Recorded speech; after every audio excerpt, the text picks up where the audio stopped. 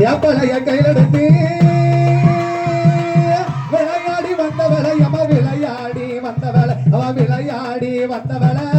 போடுங்கம்மா ஒரு குடமை தனனே யாவா பொல்லாத காந்தாரிக்கு தனனே யாவா பொல்லாத காந்தாரிக்கு தனனே அடே